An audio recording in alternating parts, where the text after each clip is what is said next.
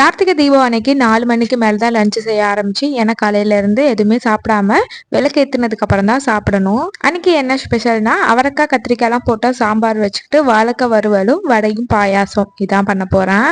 First sambar காய் எல்லாமே cut பண்ணி வச்சுக்கிட்டேன். அதுக்கப்புறமா சாதமும் வச்சுட்டு ஒரு சைடு பருப்பையும் வேக வச்சுக்கிட்டேன்.